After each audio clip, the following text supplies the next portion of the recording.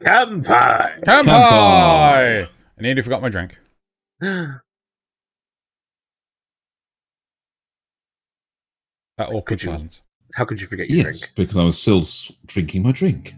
God, so critical. Welcome, everybody, to episode 84 of Kanpai Cast. This is the Spring 2023 6-episode roundup.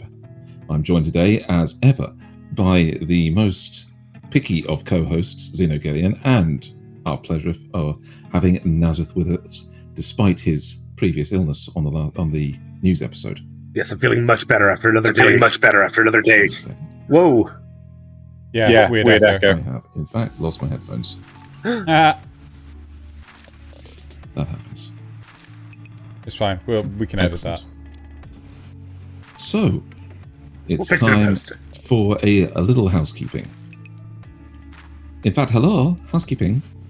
We are here to dust off your anime watching, mop the floor with the bad opinions of others, and provide a cheery smile we reach for all those highs and lows of this season. Sorry, that's really bad. While we're here, please remember to tap that like button and comment, subscribe. We're all about the feedback that helps our service to say sparkling clean, as we all wanted with our housekeeping. If you would like, join the Discord. There's a link in the description. We'll be so happy to see you there.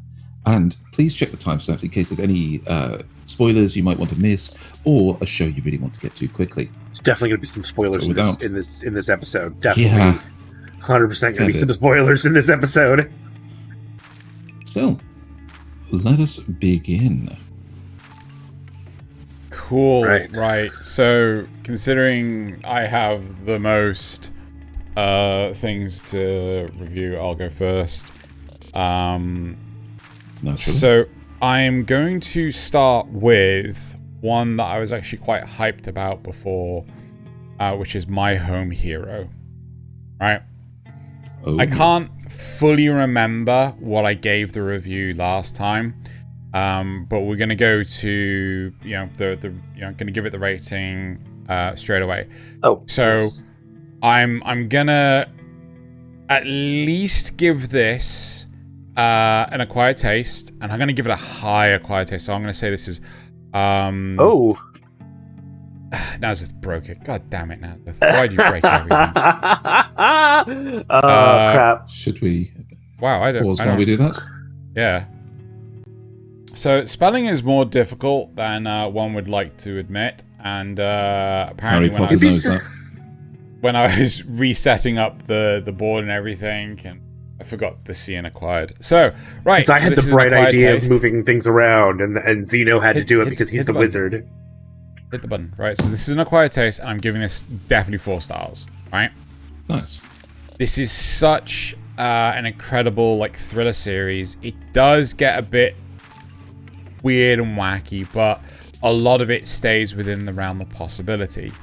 Characters evolve quite well. You can dress someone up in a different costume, and they just a different character. They have the Samuel L. Jackson effect, right? They're able to appear as someone else entirely, which is brilliant. There are some unfortunate downturns when you have animation that's like, oh, what's this? And it does unfortunately have the sensationalized what happens next episode, but it's still a really solid series. It's still maintaining the path and everything, and it kind of brings into light, are the parents actually good people, or are they dodgy people because they've murdered someone and they're trying to cover up the facts and things.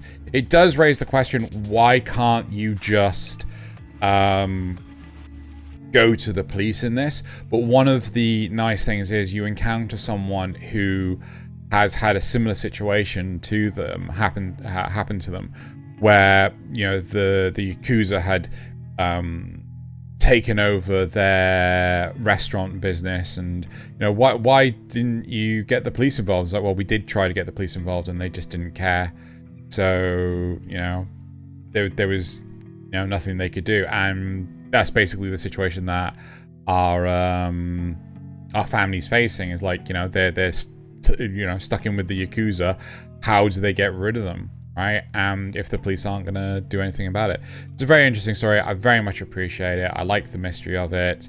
The animation is good when it counts, but I just like how grounded in reality it is, right? It's very time sensitive. One of my favorite tricks is the wife turns up to the house unexpectedly when one of the Yakuza is visiting. He's like investigating. He's trying to find evidence of the missing friend. And the wife turns up and she makes them a cup of coffee, but it's like really bitter and things.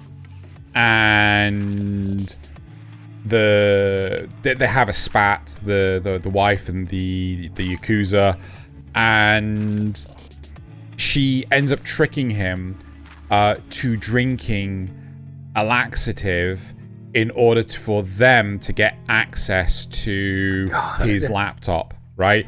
It feels a bit contrived, but the husband and the wife have been communicating in secret. Right, yeah. So yeah. And the best thing is, like, the husband turns to the wife and is like, "How did you know which cup he was gonna drink out of?" She goes, "I didn't. I spiked the milk." And then he ends up having the runs as well. So it's just like, so it's really interesting. I really like it. It's very grounded in reality, and it's a series that, if you like that mystery sort of element to shows, go for it. I wish the animation was a little bit better, but what can I say? So I shall hand over to Nasuth. Yeah, that is still one I want to pick up. I'll probably try to get caught up on it this week, because how else am I going to keep 6 shows? I have 6 shows this week, but one of them is the entire show. So anyway, let's do Eden Zero first. Let's get that. Let's get that one. Zero. I'll do Eden Zero, if you know what I mean. Wait. So, okay, cool, yeah. So last time I gave this an acquired taste 1 star.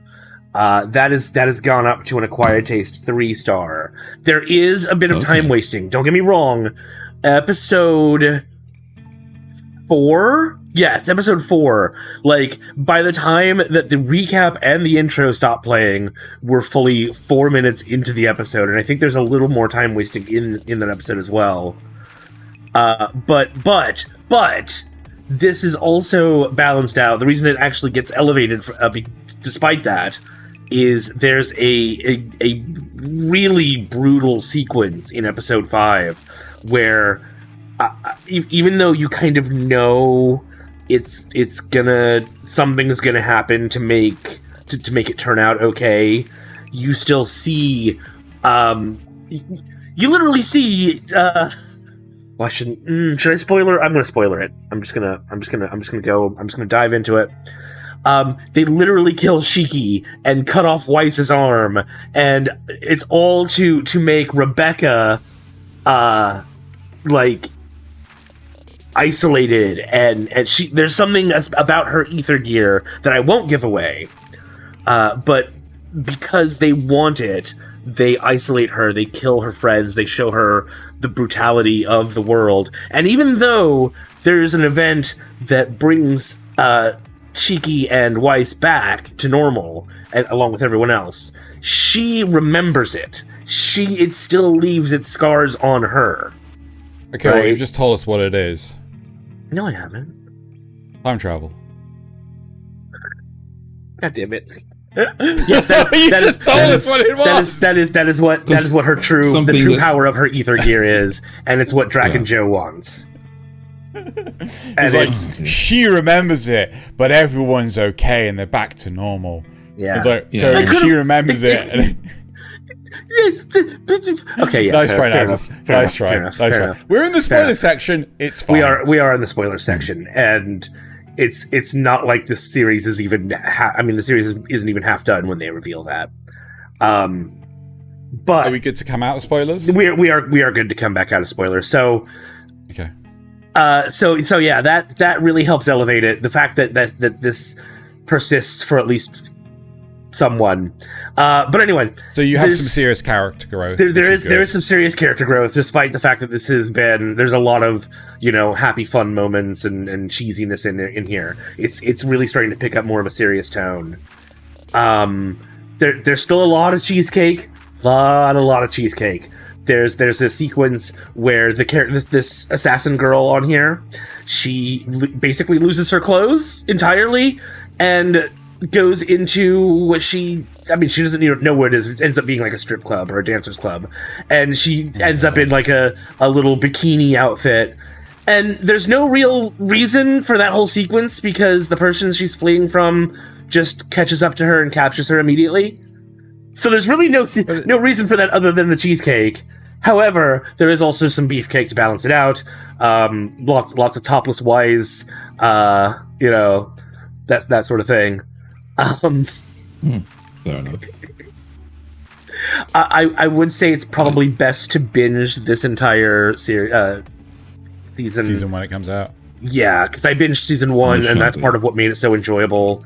Season 2, there's a bit of time wasting here and there that I think binging it would help alleviate.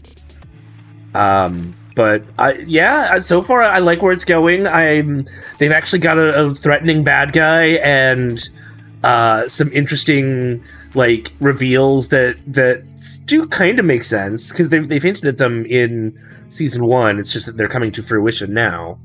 So is there any indication that that this is going to get like a mid-season break sort of thing? Because is it going to be 24?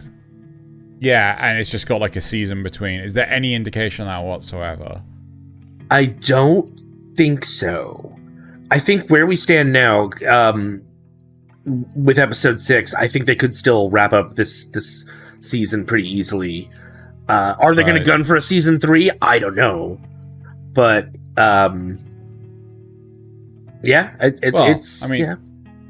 here's hoping, because I did enjoy Fairy Tail when it was being originally aired. Yeah, I did like the roster of characters that came in. I do know that there was a design of a character, which is the design of Elsa. I'm not calling her Urza. I don't care. Elsa in Eden Zero. So I'm wondering if she's and Happy is essentially the same, except in this one he has a black tail tip, and in Fairy Tail he has a white tail tip, and that's the only difference. I didn't know that. The only difference. Okay, he's a robot. Yeah, the only difference. He's a robot pair of guns in this one. Should we move on? Should we move on to Thaylien? Yeah. Alrighty. Okay. So, I'm going to start with my one-hit kill sister, which that one. Yep. And this has gone from a nothing special. I think I did 3 stars last time, middle of the road, to a nothing special 2 stars. Oh. It's still the same. It's maintaining steady, apart from the animation is dipping. Oh no! So, there's still the same joke being done over again, which is how powerful Kilmaria and his sister are, and the trying to do quests when he's basically still a low-level adventurer, and they keep giving him things to take on, and he tries to explain it by saying, no, it's important to work on the basics, just work my way up. I might be powerful, but I should know the same things that all the other adventurers do. And he tries that. He's managed to get them a house to live in at this point, because it was a haunted house. And I've always wanted to live in a haunted house. Yeah, it was a haunted house, but strangely enough, for one of these shows, the ghost was not a hot maid that was just abandoned or something like that. My God! No, it was an actual poltergeist, and they had to defeat it, and they got the house. I don't think anything's going to beat KONOSUBA. It's just we have to exercise the house. Oh, it's Aku's fault anyway. Yeah. Yes, indeed.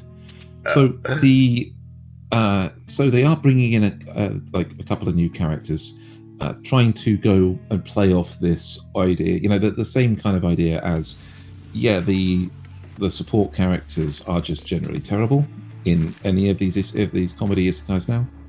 They're not good waifu material. They all have flaws. So it's holding steady. It's fair to middling as an isekai, and unless they do something really impressive with it, towards the end, it won't raise its score beyond the 3-star again. If it finishes out solidly and has a decent showing in, it'll go back to being middle of the road. As the animation quality is dipping,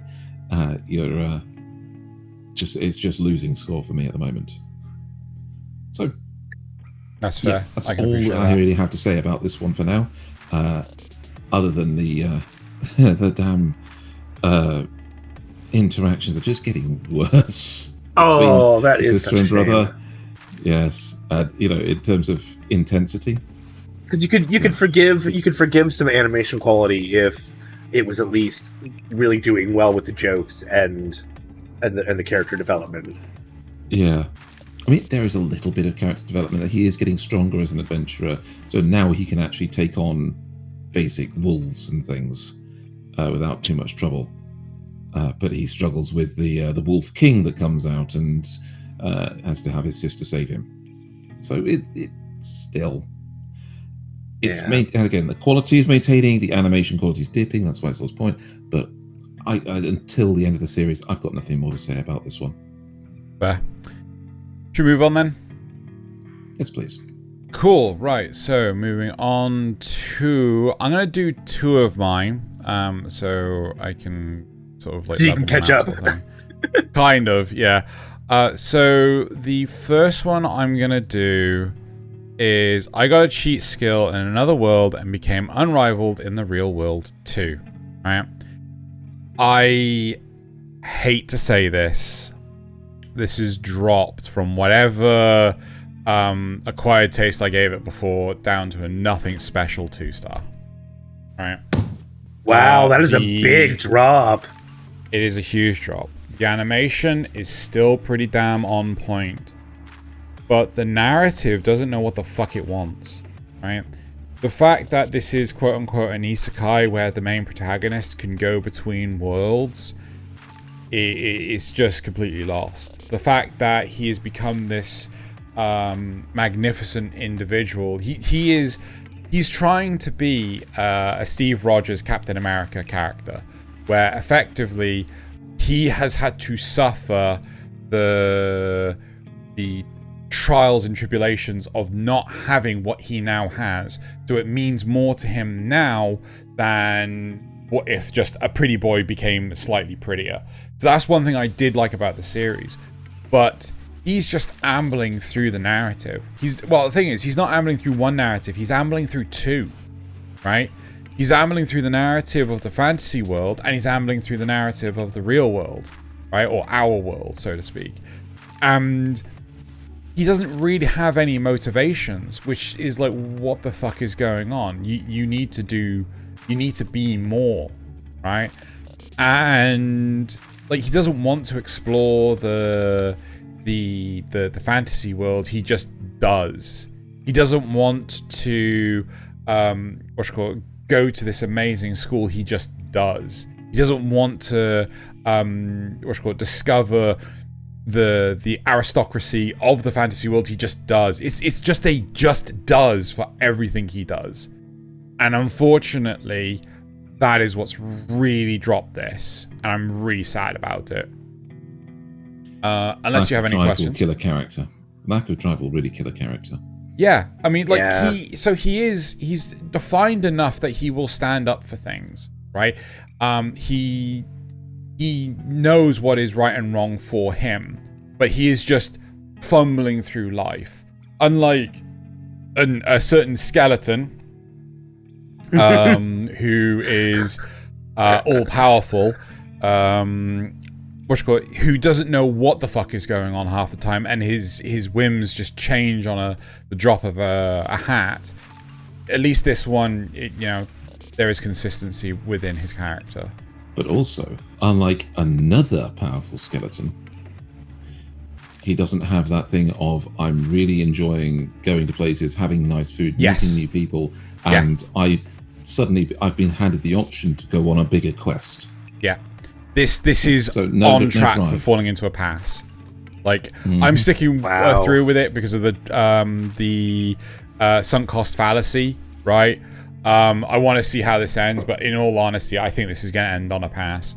So, the other one I'm going to do real quick is the working for God in a godless world. Ah, yes. This is... I'm going to give this thus far a nothing special 4. Right? Okay. It's still interesting, but there was a big plot reveal that happens fairly early on. I think it's like episode 4 or 5.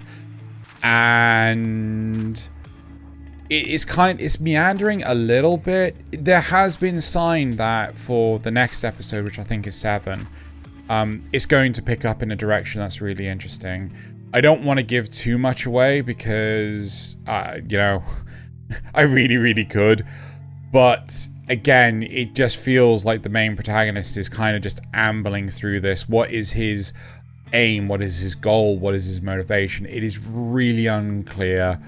I think that he is written with an aim and goal in mind.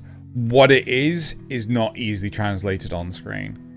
So that is a bit of a failing of the series. But we also have that amazing meme of the character that was on the right being photoshopped on someone on a combine harvester.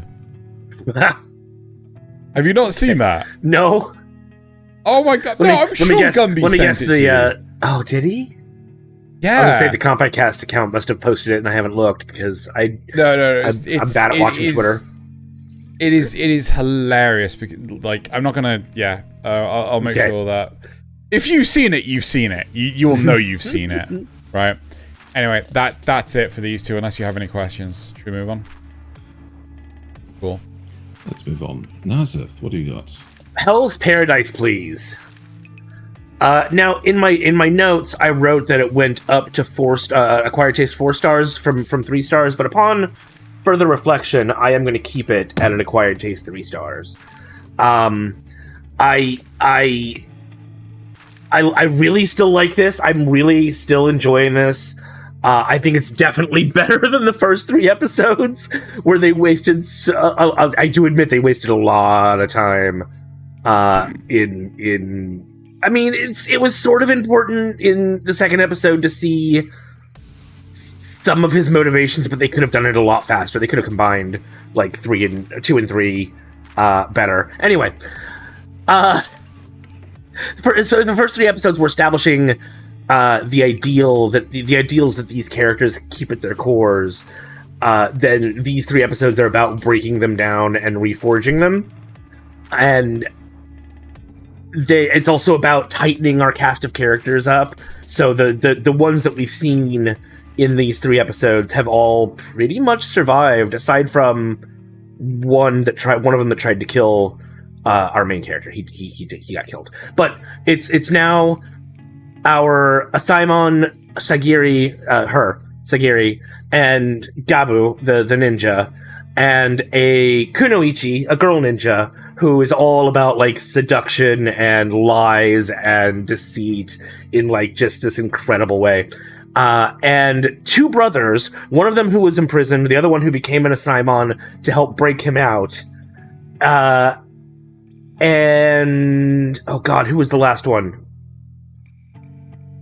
Oh, some weird little wild child who might be more than she seems, and the Asaemon who thinks that she should be she shouldn't be in prison for what she is. She should be free to go. And so they all have their own little goals going on, but some of them have started to work together. Like the Kunoichi has joined forces with our main ninja, Oh gosh. Oh, I still kind of feel like I know where this is going. Where this is gonna go. Gabu is gonna have to use the elixir of life to save Sagiri rather than his wife, or rather than to take it home to be pardoned, so we can go back to his wife. But in exchange, Sagiri is gonna defy the Asaemon and the Shogun and help him when they go back to the mainland. I feel like that's where this is going. I don't know if that's going to be the case. I kind of hope it is. Gosh, what else can I say about it? Somebody call that out in the comments if it happens, and we note that down. This is Nasuth's call on it. So, dumb question: should we have wrapped that in a spoiler? What? Ooh. What? Where I think it's going? Your theory. No, it's complete speculation on my part. Okay. There's not a whole lot leading you to that conclusion. Unlike several other times, Nasuth is not from the future in this one. Okay. We've got they talk about the monsters in detail, like they're actually trying to put together information about the island. They're not just going in blind and fighting their way through. Oh god, this guy. Anyway, they seem to be like from all different. They're both Buddhist and Taoist, which are opposing faiths. But they're weird. Like they're too unnatural to be deities, but they're too powerful to be normal. So it's almost like something is like some.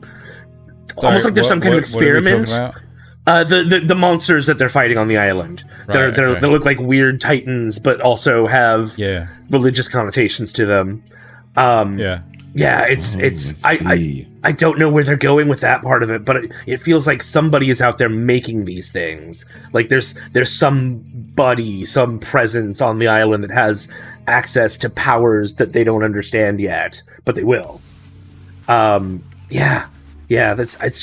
really enjoyed the strengthening of the relationship between Gabu and Sagiri. It feels like a natural growth. She's like finally got her version of his ability to just focus in. So her character arc, her growth arc has come to fruition, where she started like with this very, I don't know what I'm doing. I want to be like X, but I can't. I'm bound by Y, and I'm dragged down by all the things that I've done. And I'm really enjoying it. It's really interesting that you're saying this, because like I did watch the 4th episode, and I still felt like, my fucking god, get on with it. Really? Yeah, and I haven't watched it since. It just feels like, I think that, to me, they are massively hyping up the value of what's actually happening, and it's just like, okay, I get that what's happening is important, but please, for fuck's sake, just get on with it. I remember in the 2nd episode that they give you like this panning shot of all these characters, and you got characters that are like, oh, that's clearly a main character because it's got some detail on them, right? And then they just die. In the 3rd episode, they've wiped out half of them, and it's just like, fucking why? Just fucking, just subvert your expectations. Exactly. No, but why spend the time on actually just having such a huge crowd? Because life is cheap. The 2nd episode. What do you mean life is cheap? They're drilling in the idea that life is cheap, and that just because you look like a main character doesn't mean you necessarily have plot armor. I get that then, but the problem is that you've got so many characters that didn't look like main characters that were completely thrown away by the end of the 2nd episode, right? So it's like, you may say, this is all about life is cheap, or, subversion of expectations and things like this. But then, you could have just cut out the bit with the cheap characters and just have this bit. And like, because there was no time, it's Ost from Rising the Shield Hero Season 2, right? Because you spend no time with these characters, their deaths are meaningless. That's a fair point. Yeah. Anyway. let's see where it goes, Nasuth. Let's see where it goes. So, shall we cycle on? Yes. So, I am going to go for something I'm surprisingly enjoying, which is Mashle, Magic and Muscles. Now, this one has gone from I wasn't too convinced about it, to this is now at least a 2-star acquired taste. Because it's taking itself not super seriously, but it's introducing new things as it goes, as they become relevant to the characters. Okay? So it's definitely, they are 100% parodying Harry Potter in some of these things. So, for example, they do 3 houses that you get sorted into, and you get sorted on your first entry by a skeleton unicorn. Okay, you touch the unicorn's horn, and much like the Harry Potter sorting hat, it will read your thoughts and sort you into the house you're best suited for. When it comes to Mash, though, the only thing he's thinking of is basking in a giant bed of cream puffs. That's it. And so this poor unicorn is like, hang on, let me try again. I've successfully sorted every student for 600 years. I am the pride of this school. I can do this. And no, it's just Mash in his mind is basking in cream puffs. And so instead of actually doing his proper assessment, he starts reciting the process of baking cream puffs. and finally, it gets faster and faster and faster until finally he says, "Cream puff lovers belong in this house," and it's completely arbitrary. They're going a little bit into the cartoony thing. So we left off on episode 3 with with him taking part in what looks very much like Quidditch and not being able to fly. But in the 4th episode, he gets over it by literally paddling his legs in the air fast enough that he's actually hovering. God. Yes, so he can do that. And, it takes part in the match. He evolves this a little bit more. There's a clear point where he gets to this idea that he should really, really try to pretend he's being a mage. And so when he gets into a fight with somebody, he takes up a sprinter's position and says, tendon magic, super speed, before he starts off. And he sprints so fast that he sprints down a cliff, finishes what he was doing, comes back up before the guy can even blink.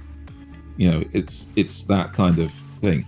Or in another fight, he calls it triceps magic and starts punching rocks away. Oh my god. Yes. So people are starting to think that he uses body reinforcement magic instead of other types of magic. Right. But, that's the non-spoiler version. And I don't really want to get into the spoilers of any of this. It's still the same joke. He's super strong and has no magic in a world full of magic. But they're introducing these concepts as it goes to show that the story actually can go somewhere, and that the arbitrary way it started is just him getting into a deeper thing, which it's not a lot of plot, but it's an actual plot emerging from what was nothing. So it's gone up in my estimations, and I'm really enjoying how they're evolving through this and how they're treating the characters. It's not quite one level of overpowered character meeting everybody else, but it's a fairly good representation of trying to use a skill that nobody else in this universe has to do what they're all doing. It kind of feels like it's a moody Goku in Harry Potter. He's not moody. He's a really nice guy. He just doesn't talk a lot. Okay, fine. It's very sleepy Goku. Yeah, sleepy Goku in Harry Potter. Yes, I think that's a good estimation of it. If Goku was just obsessed with cream puffs and not just food in general. Yes. exactly. Oh no, I mean he's obsessed with training, isn't he?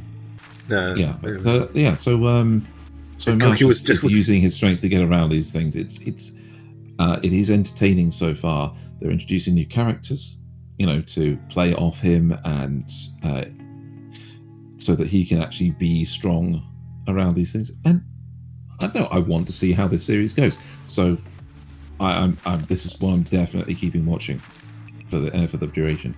I might have to drop some of the others, but definitely not this one. Okay. Right, moving on.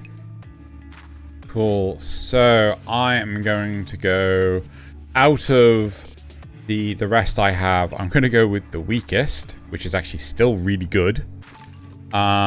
Which is My Love Story with Yamada-kun at level 999. Right. This is an acquired taste for this. I'm really enjoying this. This is completely out of left field.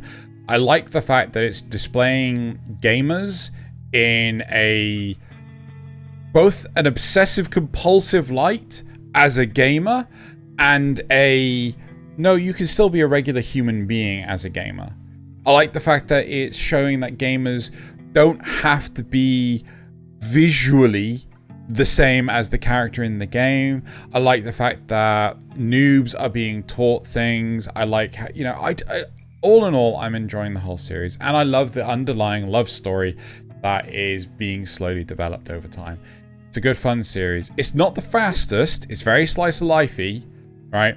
But I'm very much enjoying this rom-com. Yeah. Never have you made me so angry at a sentence I completely agree with. Go on. For those not in the know, I have recently picked up, of course, the latest Legend of Zelda. And yes, my addiction is being managed. I promise you, it is. It's being managed. I am taking this properly. Xeno, I am honest. Don't believe his lies. We delayed recording this for 2 days because he's addicted. Not because Nasuth's ill. It's because of no. Yeah. I will carry a pigeon you. Oh, you don't know where I live. Don't need to. That's what the pigeon does. Anyway, right. All right. So you just Google Earth to find you. Because as we know, birds are government drones. Exactly, government spy drones. Anyway. Moving on. So you're liking the rom-com. Yeah, I'm very much enjoying it.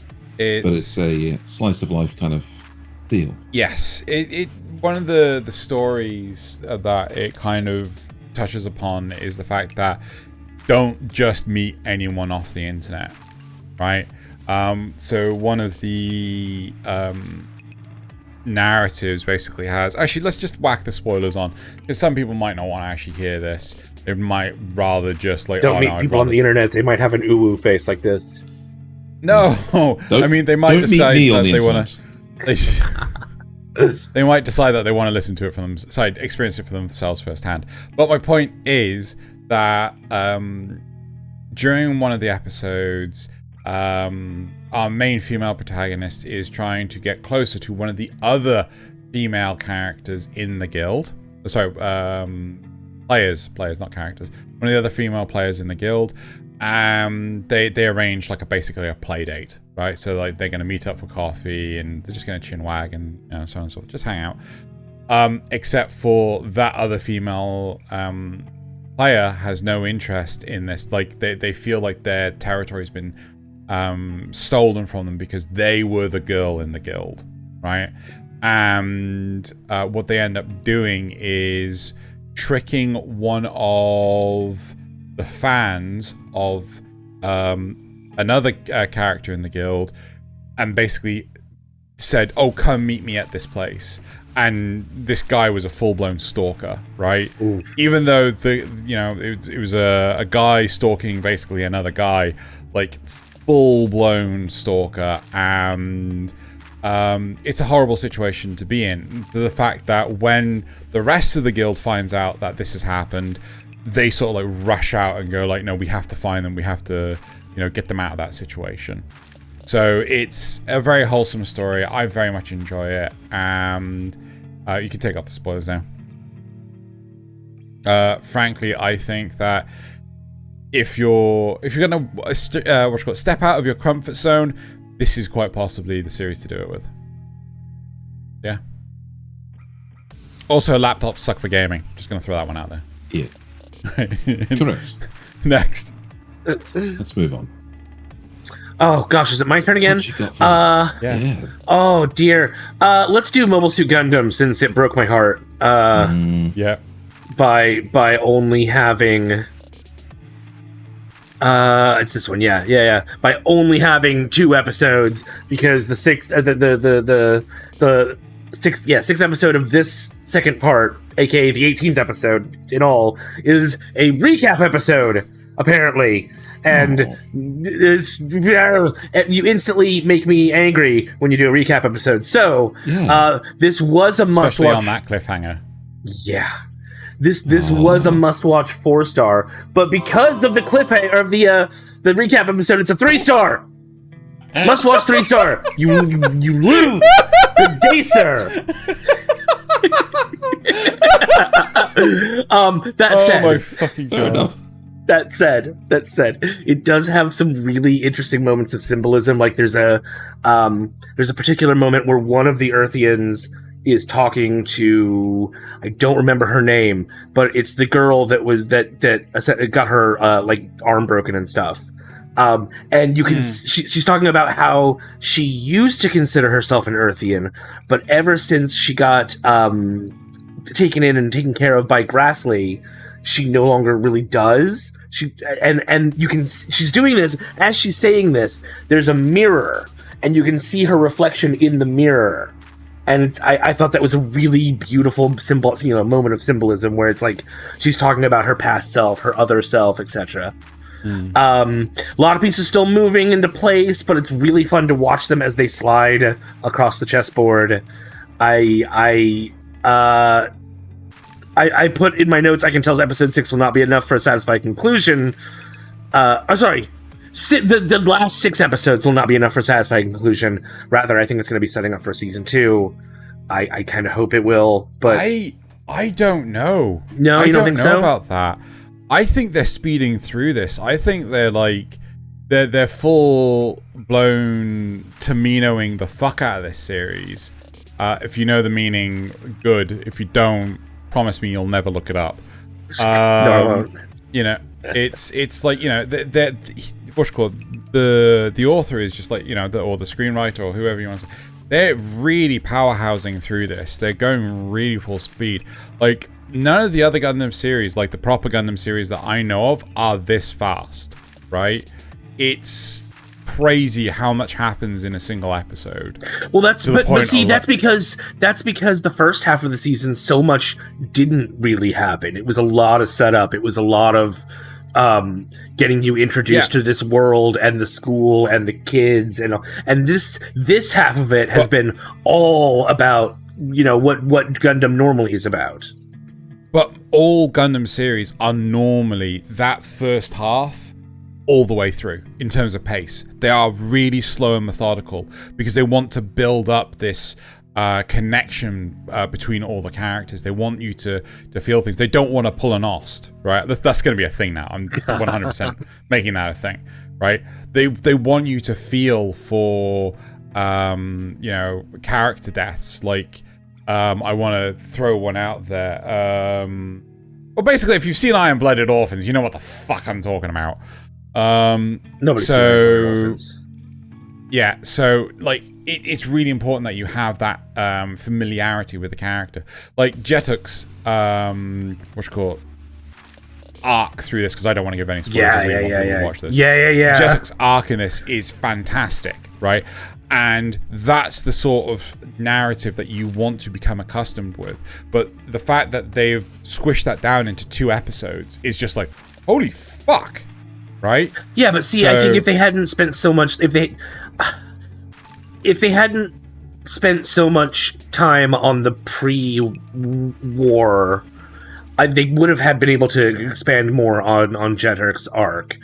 Maybe. I think if they had more episodes, they could do that too. Well, yes, obviously, but that's part of why I think they're gonna go for a season 2.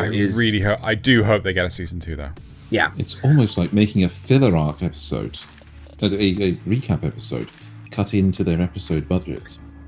Yeah, and especially since it's only going to recap the last 5 episodes and not the last 15 17 episodes. 17 episodes. 17, yeah. Is I think also sort of a detriment, because I can see if we're going into the final arc, they want to recap a bit. They want to get, make sure that everyone understands where we are, but they, also that could just be like a 0.5 episode or something, not a. No, it's going to be a 0.5 episode. Everyone's going to call it a 0.5 episode, right? But one thing I will say, if this gets a season 2, right, I'll be so happy and angry at the same time. I don't know what to do with myself. Yeah, right? Because it's gonna be like the slap, only even worse. It's just be like, yes, it's getting the space to actually grow and properly develop, but fuck, I now have to wait even longer. I really like this universe now. Like, when it started, I was a bit iffy on the whole corporatocracy thing. Like, it's great if they did it right, but they weren't focusing on it very much. It was all, school stuff. Yeah. But now that we're really getting into that side of things, oh man, I love this universe. I love Pale technology, what they're doing. I love the whole Quiet Zero stuff that's going on. Remind me to show you 00. Yeah, I do. Everyone says I should watch 00. Anyway, yes, that's enough. Okie dokie. Cool. So, it is you. Sorry, yeah. It's me, isn't it? So I'm going to go with Summoned to Another World for a second time. Okay, which one's that and one? This is... that one.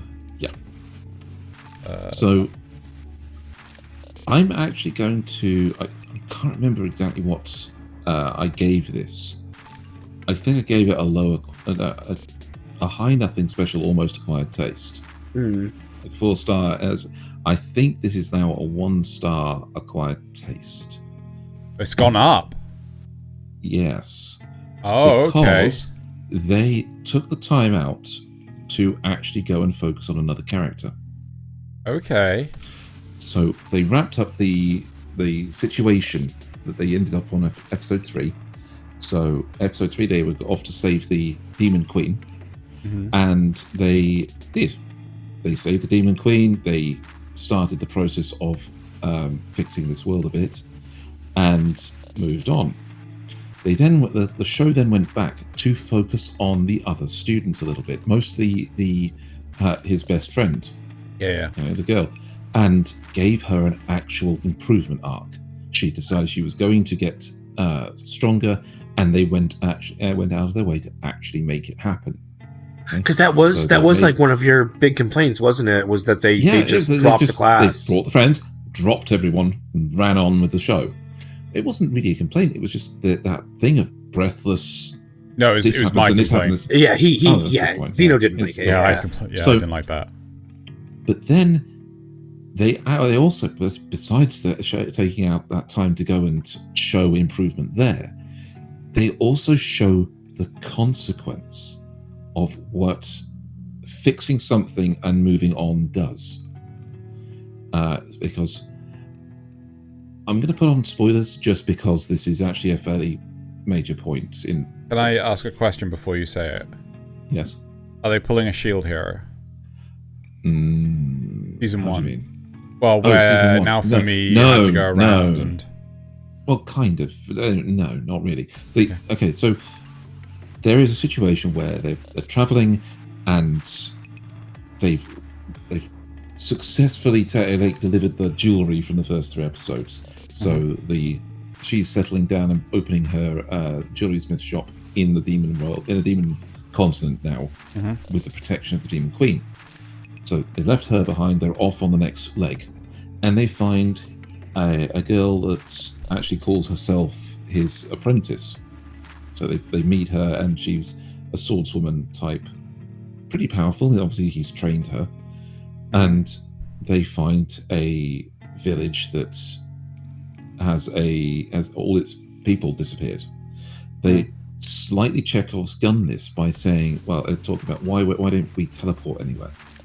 Transportation magic. Why do we never do that? And it's because it takes a couple of years to set up. It's actually really complex magic. They find a village. There is only this girl and her friend as the only survivors of it after a dragon attack.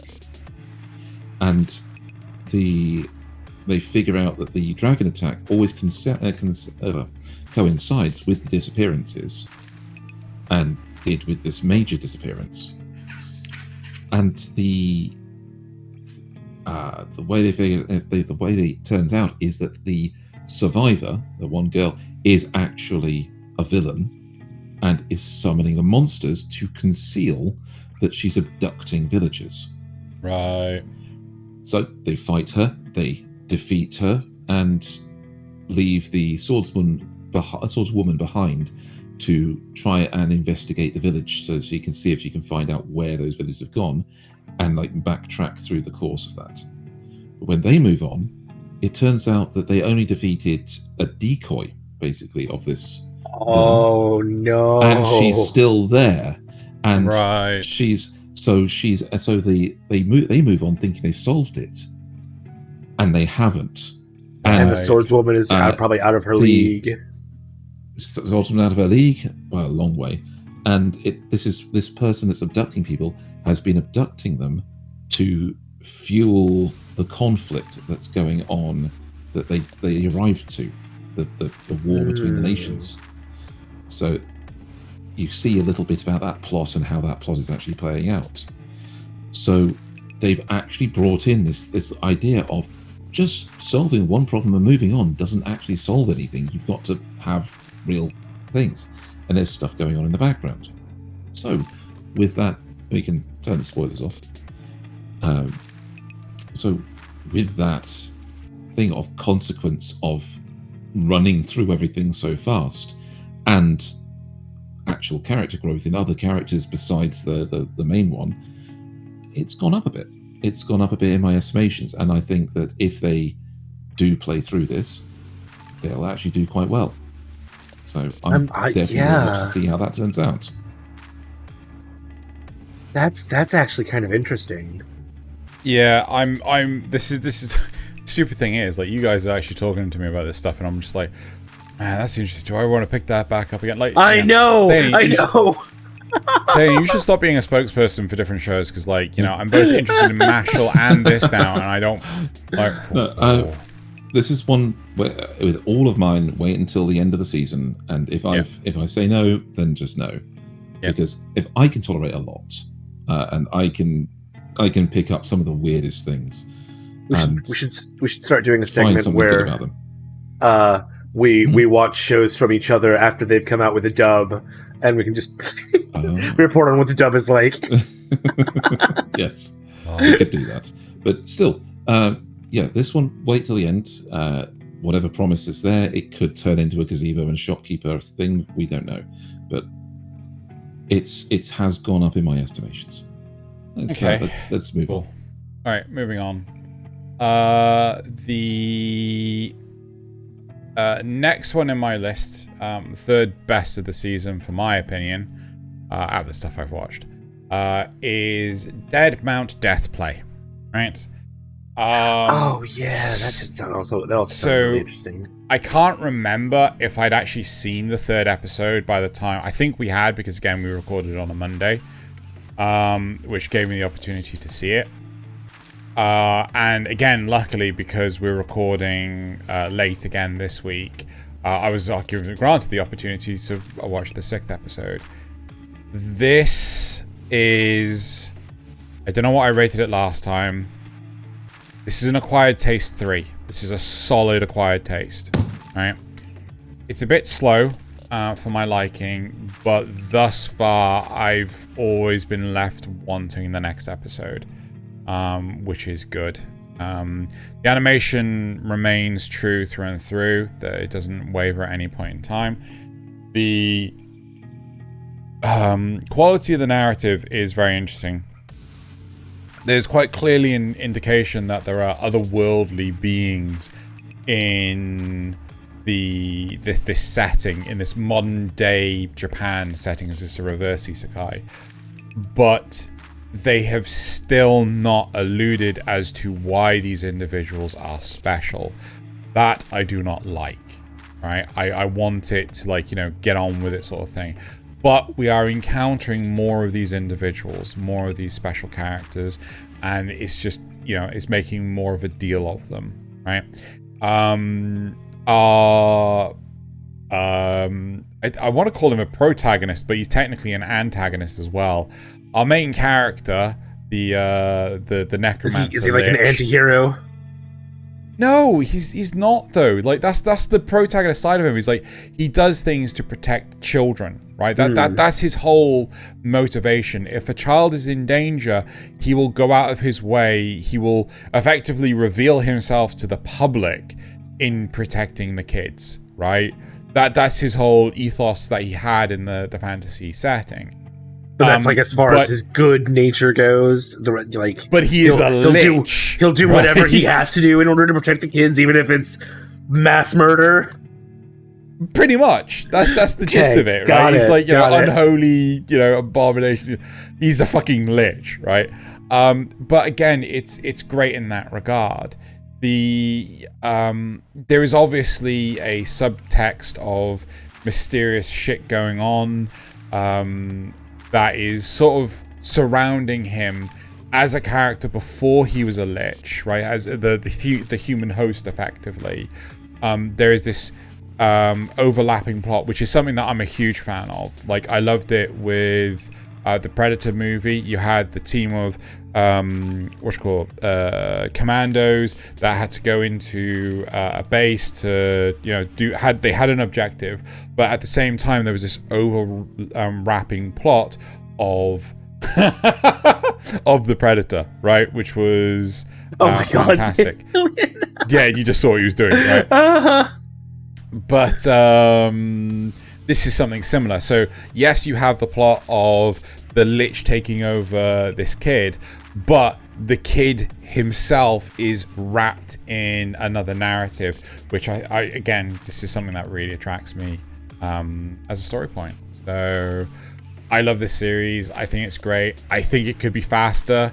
I think it could get on with setting up things a bit better.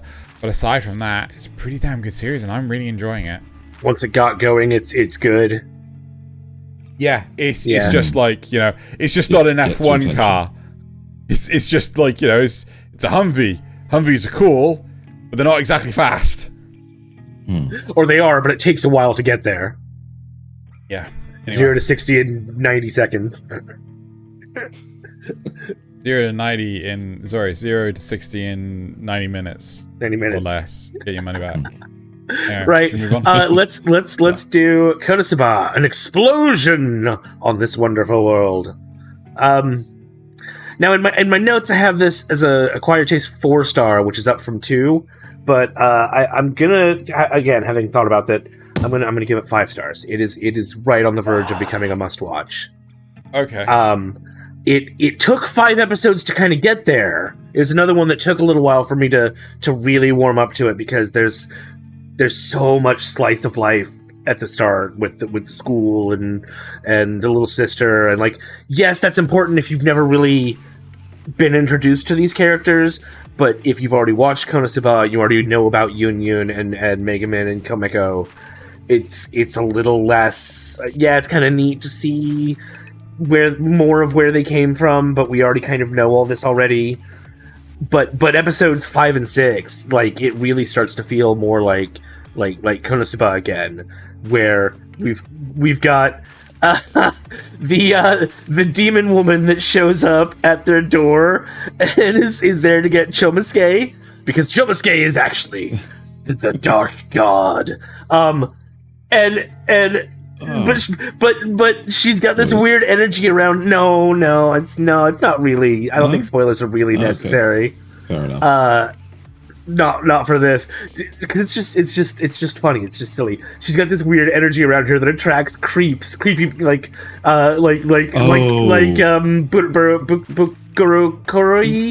Yeah, but what's him, his name? That guy that was just there, the creepy guy, the neat. Yeah, and yes, and like, that's what defeats her. That's what drives her off. So, it's the fact that these guys show up. Did you notice how the camera was focusing in? how the camera was focusing in on her arm bracer. The one she bought from yeah, because she was her father. This exact scene. She bought it there, so she bought that bracer, and I think it's cursed. Yes. It's a cursed item. And that's just that whole situation is just so Konosuba. And then you've got all the action stuff and Megaman finally setting out on her journey, and like it's so good. This 3 episodes has been so good. The one that really got me is finally getting that answer of why Union is seen as so much lesser in the eyes of others. And it's because even though she's got all this magic, she doesn't do what the other members of her people do. I mean, she's not all. We know that Megamin cryptic metaphor has gone. Megamin's gone for her explosion magic. If you know, and that's you know. why she's kind of gone outside of everyone's relative. Are you quite sane? But Megamin made a sacrifice, and it set her back years to do so. So yeah, Union set herself back years of progress. Well, if you've watched Konosuba season 2, you know this. Yes. Yeah. But it's a thing that it's great to see that event happen, and it's the emotional finding out exactly why she did it. Yeah, which I will leave as a spoiler. But yeah, and I'm pretty sure it's explained in season. I've not watched the series, right? I've because you guys have taken all the good shit, right? Yeah. I don't know if my good shit. So I'm like, I'll let them. Yeah. Am I making some of my shit sound like good shit? By accident? Unfortunately, but so from what I remember, so if I spoil this, right, it is just because it's from season 2. That's fair. Komiko is in trouble. Megumin doesn't have any magic points spent at all. She's saving them all for explosion. Union actually spends her magic points to get some base level spells in order to. No, I mean that is it, but it's deeper than that too. Okay, fine. Because there is a whole thing with how they spend those points and why they were saving them in the first place. Right. Okay. That is a social thing rather than it is a social consequence. No, I just especially no, it's with not. The fact that it's not that. It's oh gosh, I might as well slap the spoilers on if I'm gonna. Yeah. Okay. Let's say this. That, yeah. So it's Megamin Give it a second. Breathe. Let the people go. Like, oh no, I want to skip the spoilers. Yes. Okay. Right. So Megamin is ready to sacrifice her explosion to do it, like to get the magic to save Komiko, and then Union is like, no, I'll do it. You know, she just steps up and does it to preserve Megamin's dream. Yes, exactly. Yeah. But no. Oh, so they do explain that in season 2? I don't remember that. Of that. So the consequence of that, of course, of her choosing lesser magic, the reason of that, of course, is because of the school. The school is how they get their points. But the second you learn magic, it almost ties into what Xeno was saying at the last thing of it would be funnier if they didn't learn any magic at the school and the teacher was just giving them free study time all the time or something like that. But no, it turns out that the second you actually put your points in and learn the magic you want, that's it. You graduate. You don't gain access anymore. Well, I believe it's intermediary magic, especially. But that's definitely not in the second season. Okay. So you get like level up potions and things, experience up potions and things while you're at school for doing the lessons and for being a good learner. And so your top 3 students get a skill point potion. Right. But Megamin had saved up enough to learn advanced magic like all the other people of her village, but decided to save up for explosion. Yeah. But Union didn't. Union thought she was running even with Megamin because she thought she had, because Megumin kept saying it's only like 3 points until I can graduate. And so Union was keeping pace and doing, giving it 3 points as well. But for Union, it was 3 points until she learned advanced magic. Megumin had the option to learn it and discarded that and decided to keep going. Right. So Union learning intermediary magic means she graduates as well, and she loses access to the ability to easily get skill point upgrades and has lost years of progress towards advanced magic. Because she refuses to strangle Duxions. Yeah. Yes, that's true, because she refuses to strangle Duxions. She refuses to strangle Duxions. Okay, I don't know what that means, but... It's a duck with a leaf on its back. Just shut up, Naz, just shut up! So, she's the daughter of the chief. The daughter of the chief learning only, intermediary magic.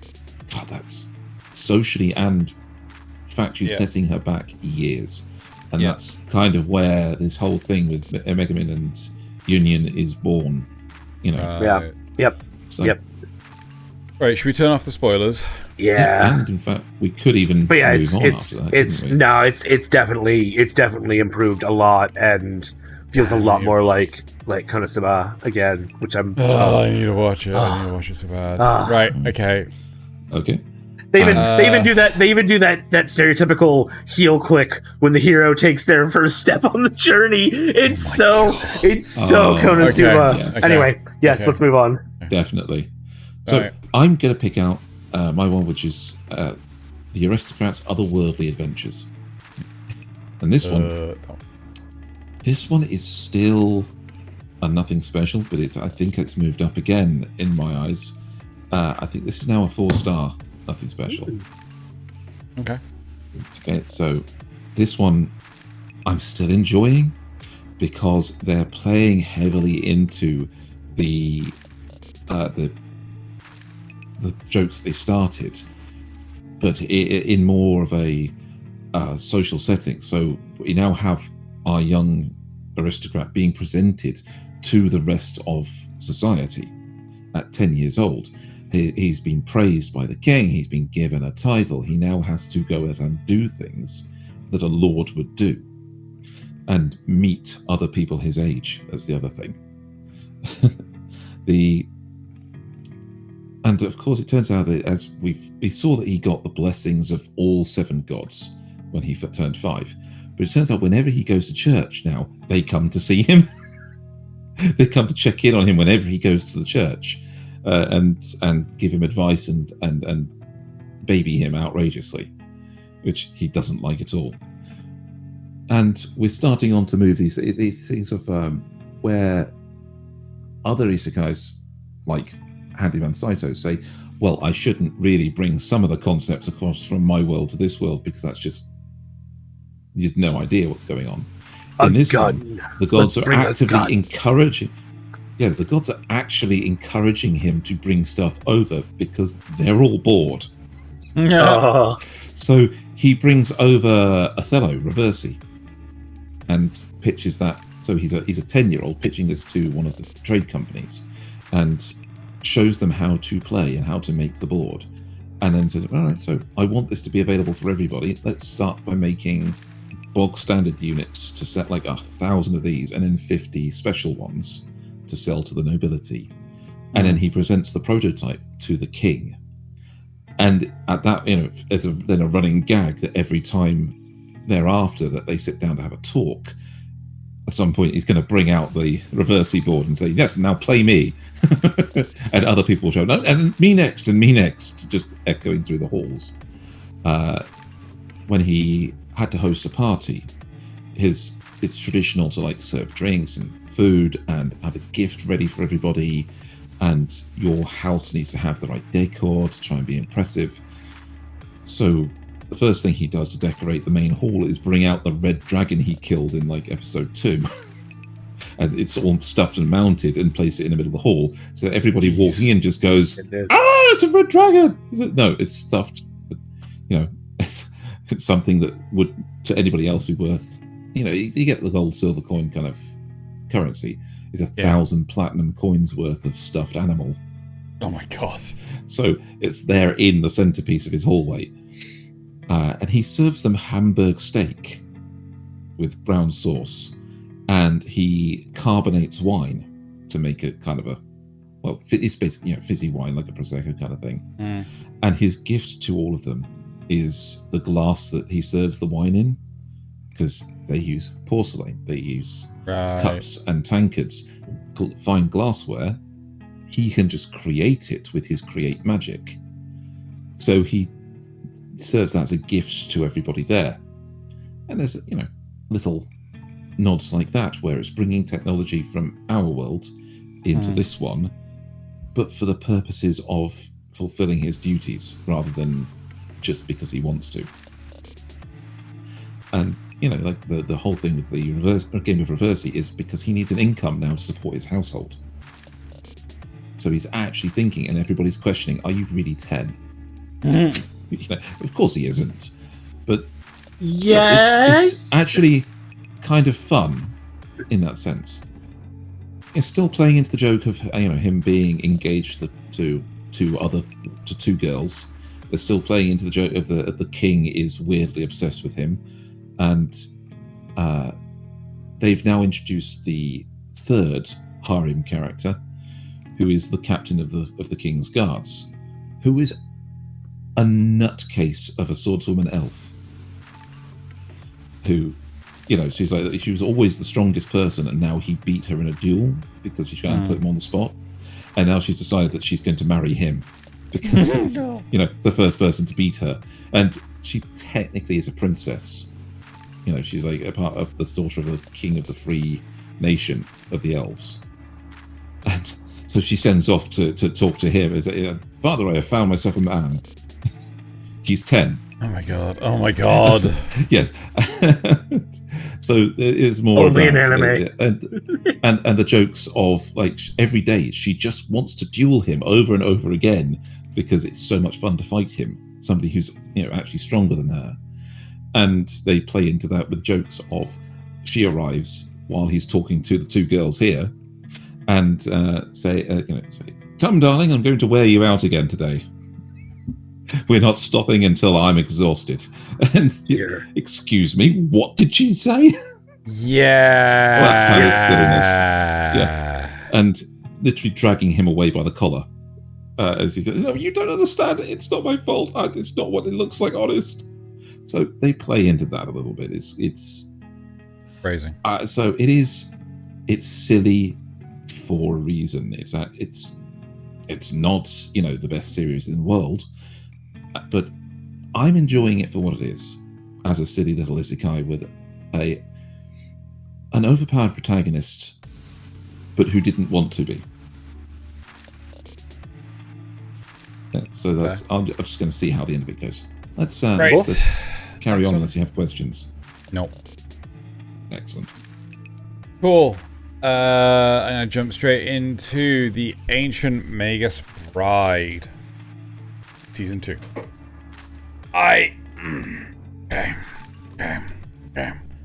Comfortable. Okay. Give it to us. This.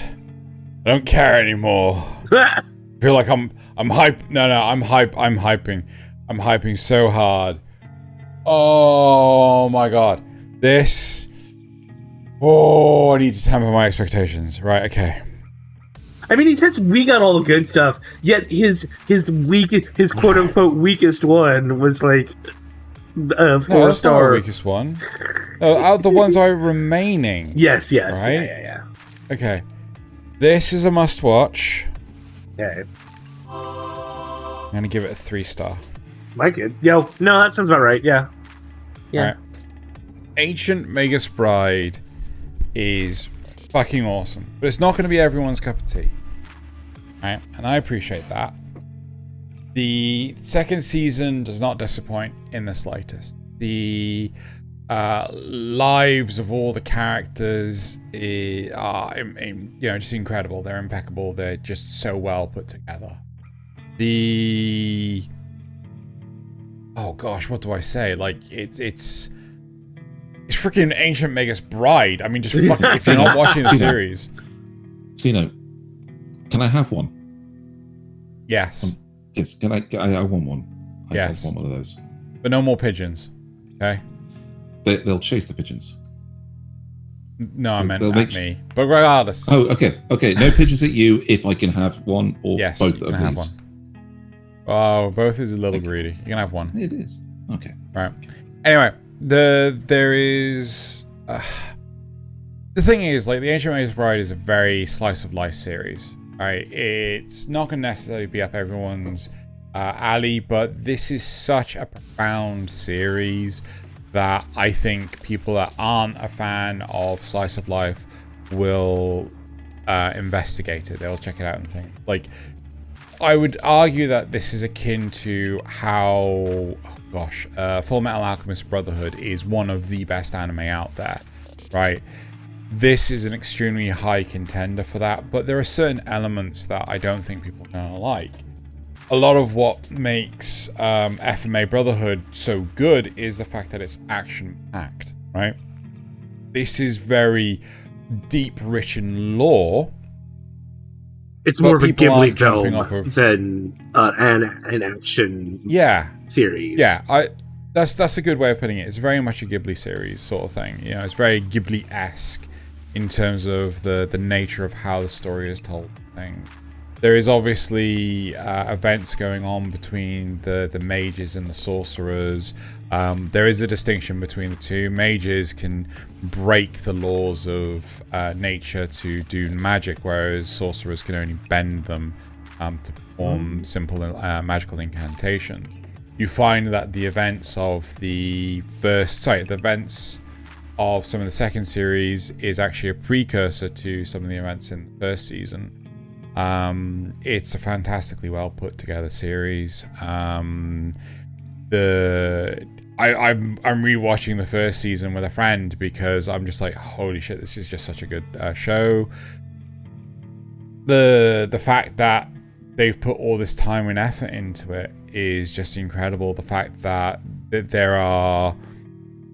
One of the most intriguing parts of the series is this hidden network of things, right? So if you want to get between places, you can do so if you just know how. So for example, the school, the college, the university that they're attending is deep underground in, I want to say London, not 100% sure, but I think it's in London. And they live way out in the country, so they're hours away, but they managed to turn it into a few minutes by using this sort of like secret ferry network, which is basically, it looks like they're going into a tunnel. They go into a phone booth and they kind of like appear in a tunnel sort of thing, and they're just navigating this tunnel, and they have to be careful because the tunnel itself is effectively alive, and if the tunnel doesn't want you there, you'll get lost and never come out. So it's very English folky when you look at it, and Ainsworth is just like, it's a fantastic series. I just fucking love it. It's just so good. Like, if you're not watching it, just fucking watch it. You know, whereas he's learning how to become human. Yeah, whereas I need to catch up. Elias is learning how to become more human, right? What it means to be human. Chise is learning to what it means to become a mage, and it's a brilliant series. Fucking got nothing else to say. It's good. Just watch it. Fucking watch it. Right. That's to take over. Next thing. Let's do Ultraman Final, shall we? Not to be confused. Okay. So not to be confused. This is the third season of Ultraman. Not to be confused with the upcoming CG movie, also titled Ultraman Final, which is in a different continuity of Ultraman. Do not confuse them. Real. Do not confuse them. And that movie will be coming out in 2024. Also on Netflix. So, this is an acquired taste 4-star. It is really good, but you still have to. You still really, really have to like Tokusatsu, because it does have a lot of Tokusatsu conceits. Like, there's a point where there's a new Ultraman who knows how to activate the suit just because. Even though the Henshin device is completely different than any of the other Ultramen. And they're all different, aren't they? I think so, but they they've never used one before. They just They just do. They don't even know they have the ability to become Ultraman. They just do. But that's a very Tokusatsu conceit. Like that's something that happens a lot. They in some of the fights, the monsters actually look like they're people in rubber suits. Like they move exactly the way you would expect somebody to move like that, and that's pretty cool.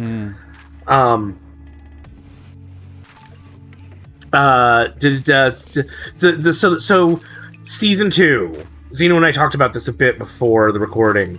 I don't really remember season 2 very well, and partly that's because it's like, what was 8-10 episodes, something like that. It was very short compared to 6. It was 6. Very short compared to seasons 1 and 2 or 1 and 3, and it doesn't really do much aside from set up the other Ultramen that you see, like the entire team that you see in this season. Oh, he's shooting a monster with a beam. The monster's yes. not... Okay, yes, sorry. Yes. Sorry. That screenshot... I'm gonna piss on the moon! Okay.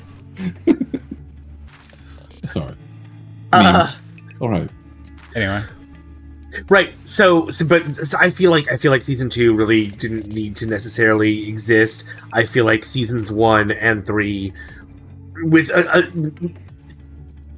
barring, of course, the fact that season 2 should have been essentially part of season 3, because you do still need the introduction of those Ultramen, but you don't need all the other time wasting that they do before you get to this season, which is the fruition of our main character becoming a hero. It's a very classic story of mistaken identity and a fall from grace for our main character. Like, he's seen as a criminal, as the bad guy.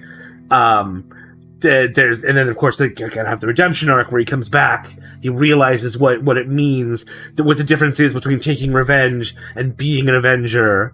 It's a very, very simple. I mean, it's not anything to write home about in terms of story. You've probably seen it a million times before, but the fighting is really nice and flashy. The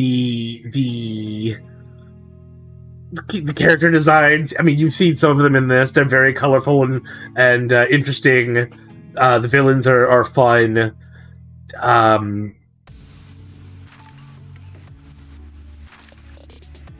Man.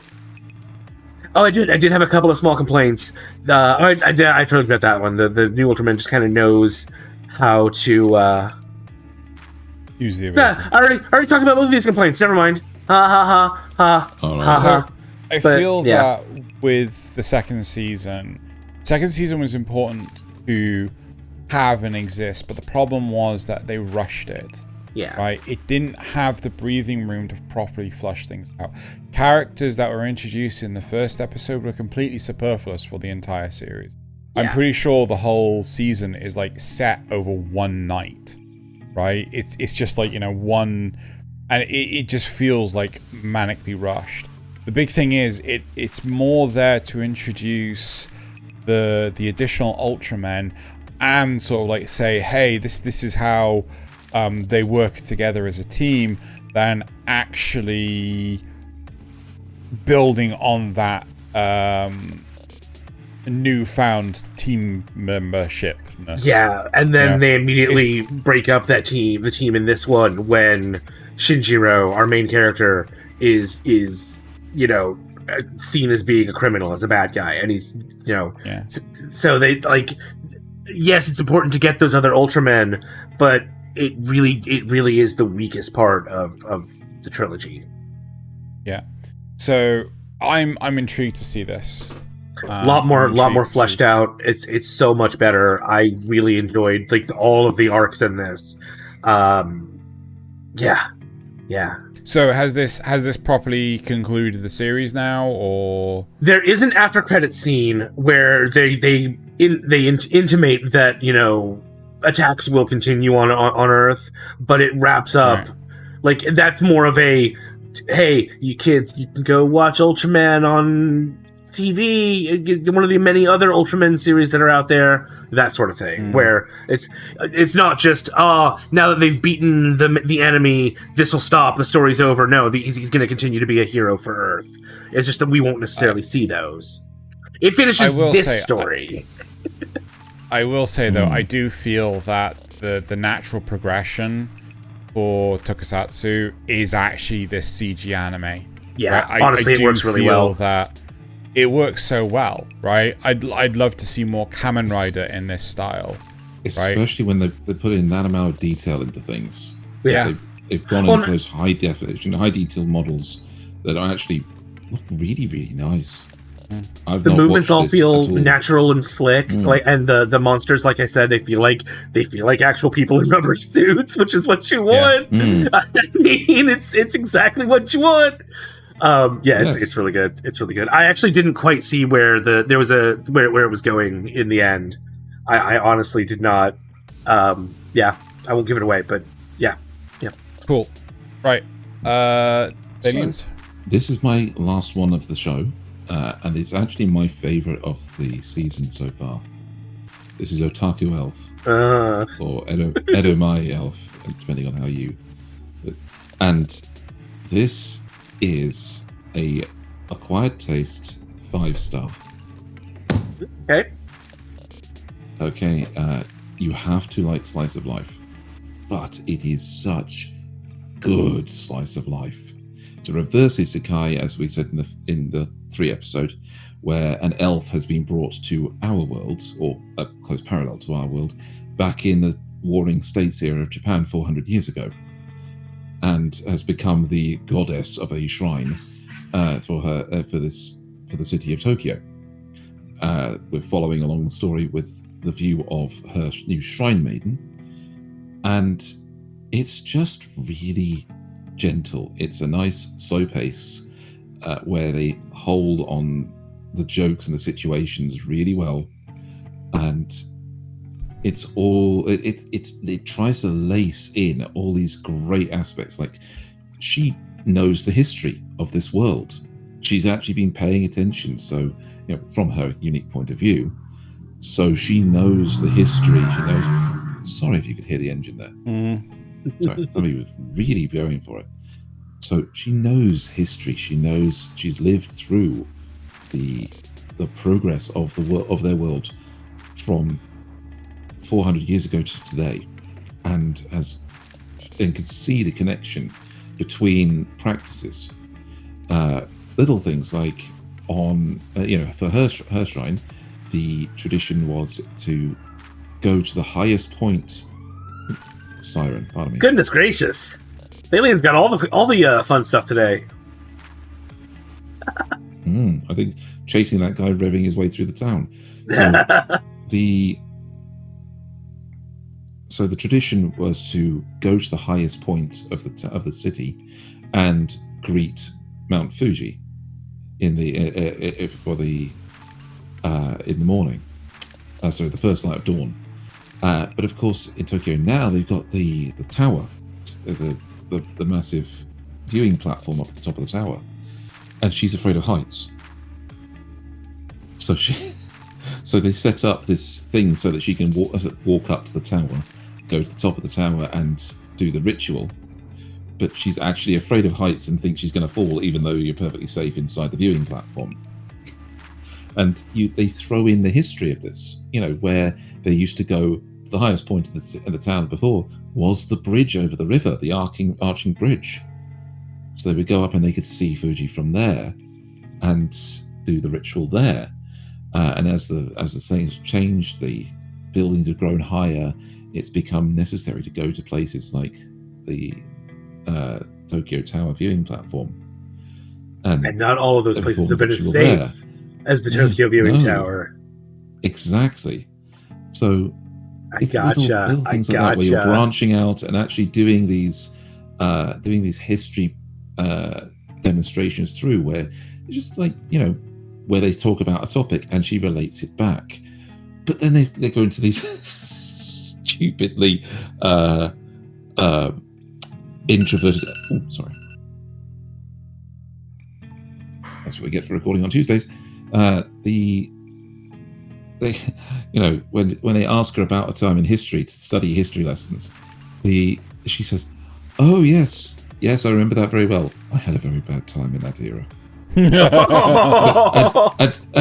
then they say, "Okay, well, what about when this happened and the English came over?"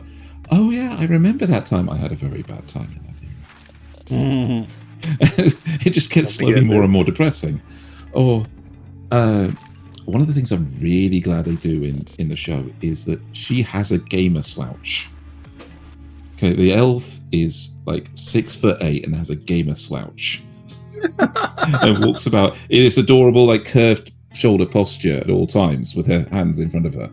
And they kind of addressed that once where the Shrine Maiden bought herself a new coat that she doesn't quite fit. And so they said, well, what would it look like on Elder?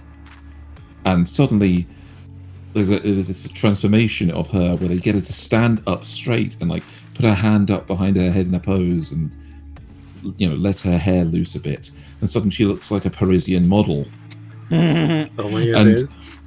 And there's a bit where she goes to walk around the table, trips and accidentally cabadons on her Shrine Maiden. They're slamming the hands on the wall either side of her head. Oh my god! And there's this. She blushes bright red, but then picks her phone up and click, taking photos of it.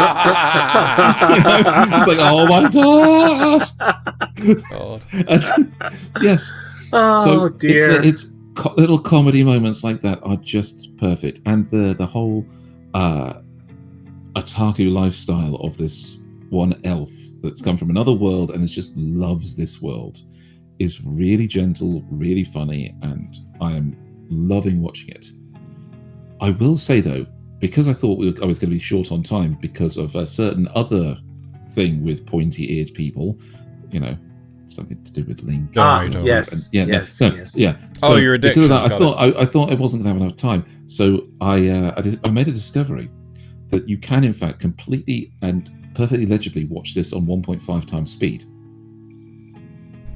Because maybe if you have a fast reader. There's a slight pitch up in the voices, but they hold on scenes long enough that it's completely legible, completely watchable, and it turns the end credits song from a nice slow, relaxing thing into actually a pretty upbeat pop song. I'm quite pleased with it. So you can get more time to play more Zelda. Yes. Thaylien, you have a problem. This is an intervention. So no, if it's not. You're not my dad. If you were watching it at normal speed, would you feel like it was wasting your time? No. From the again, long it's part of the acquired taste thing. It's definitely a show that you want to take slow. You want to appreciate the moments they're in. I only did it on the 6th episode. I didn't do it on the others. I was completely happy at all times watching this show. Gotcha. Every moment seems to be it just wants to make me smile, and I really appreciate that. This is because of that. It's what is my favorite show this season. Okay, cool. Do you have any questions, Zeno? Nope. All right. Let's move on. Yeah. So this is your last one, is it, Zeno, or is it? Yeah. Demon Slayer. Okay. Season 4. Demon Slayer Season 4. Must watch 4-star. It is banging. Why does the must watch? There we go. All right. There we go. It is purely banging. Go watch it. Nice. Is that all you got to say? No. It's a very good series. So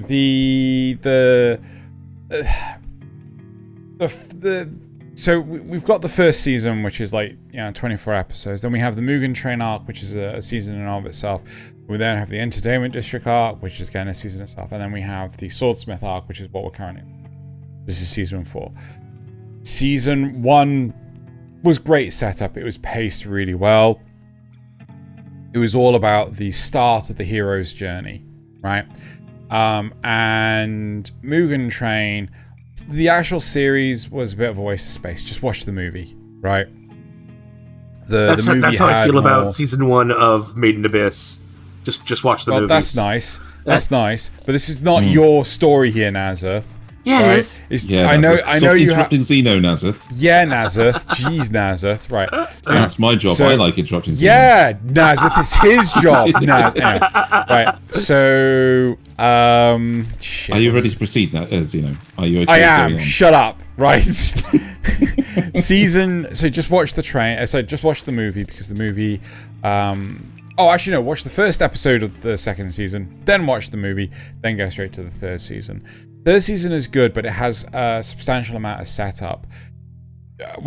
Season 4 has like one episode of setup, and then it's just banging the whole way through. It is. You see sometimes these people with their their cheap cars, and they decide to put like muzzles on them the size of a house. And, so that they backfire really badly and they sound banging. It's like, no, this is actually, they're like, nah, fuck that. Let's just get an F1 car, right? Let's just get a F1 car. Okay. We'll flatten out all the roads. We'll just go high speed all the way through. Get all the traffic off the roads. Honestly, it is just action-packed. It is not slowing down. It's not wasting time. There are parts where I'm like, no, but show me this character. Okay, right, but I want to see this character now. It's like, typically, I get really invested with a series where I start watching one character and I want to see that all the way through. I don't care about the subsequent characters, but these other characters they have built up really, really well. Demon Slayer is one of the very few shows that the character development, the characters feel more than just I have one specific role to fill, right? I want more than that. There's Goku is often taking the piss because he is, he just wants to eat food and train. That's it. He just wants a good fight. That's all Goku is. He doesn't care about anything else. How Chi-Chi managed to get kids out of him, I have no fucking idea. Right? But you see, when a Chi-Chi loves a Goku very much. Right, okay. No, but regardless, because he's terrified of her. Right, with Demon Slayer, there's the big thing where you get like different characters who appear as if they have no substantial worth to them whatsoever. They just feel like, okay, well, I get, you're just a dickhead, right? But no, they are shown growth. They are shown opportunities to take their opinions in different directions. You get. When you get backstories of their motivation, it's brief. It is to the point. You don't feel like, Jesus Christ, they're laboring this here. It's just like, I can stand to learn a little more.